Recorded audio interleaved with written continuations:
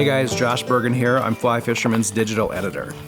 While writing the book, The Fly Fisher's Guide to Southwest Montana's Mountain Lakes, I spent a lot of time packing for and fishing at mountain lakes. So I wanted to go over the fly fishing gear I found to be useful. One theme to keep in mind is to reduce redundancy.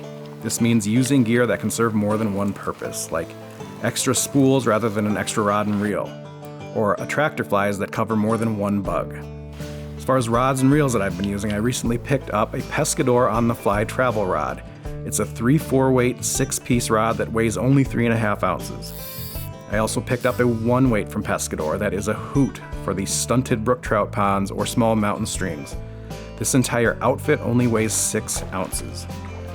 And years ago, I purchased a few of the Orvis Encounter reels. With fly line and backing, they only weigh a little over 5 ounces.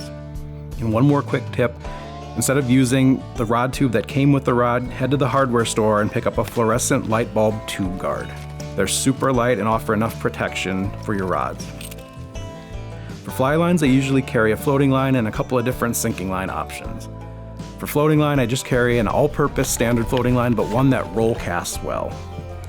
For sinking lines, I like to use one that has a uniform sink rate, and then another that's either a dual density sinking line, which has 2 different sink rates in the belly section, or what's called a parabolic line. Parabolic lines, also called sweep lines sometimes, actually sink in a U shape as they're retrieved and give the fly a different look. For tippets, I usually just pack 4 and 5X rather than the entire spool caddy. And most manufacturers make still water specific leaders.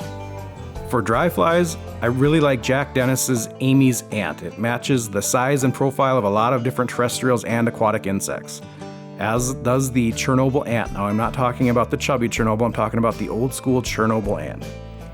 For smaller terrestrials like ants and beetles, I really like Charlie Craven's Fat Angie. For subsurface flies, I've been using Landon Mayer's Mini Leech. This can represent a damselfly nymph, a leech, a bait fish. I often use small hare's ears. They can be cased caddis, they can look like a scud, a mayfly nymph, or you can strip it and it looks like a bait fish. And then there's the venerable woolly bugger that represents innumerable different foods in mountain lakes. As far as packs go, if it's just a day trip, I really like Simms Flyweight Vest Pack. It's lightweight and it has a perfect pocket for bear spray.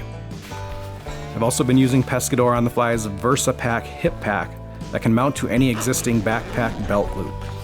Clothing is another easy area to reduce redundancy. For example, Simms Bug Stopper Solar Flex hoodie offers both sun protection and bug protection. For a rain jacket, Simms Flyweight Shell Jacket offers warmth, keeps you dry, gives you wind protection, has extra pockets for your gear, and packs down very small. Simms Superlight Zip-Off Pants can be both pants and shorts.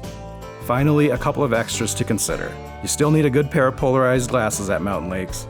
And I like to pack a little whiskey, but I always transfer it to a plastic flask. Don't ever pack the glass. For more information about anything I've gone over here, head over to flyfisherman.com. Thanks, and I'll see you up there.